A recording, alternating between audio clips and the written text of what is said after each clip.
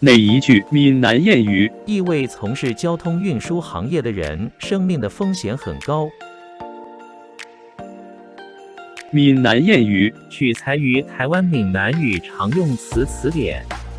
欢迎乡亲们转发到自己的聊天组群，协助推广咱们的母语。多谢，感恩。闽南谚语行船走马三分命，意味从事交通运输行业的人生命的风险很高。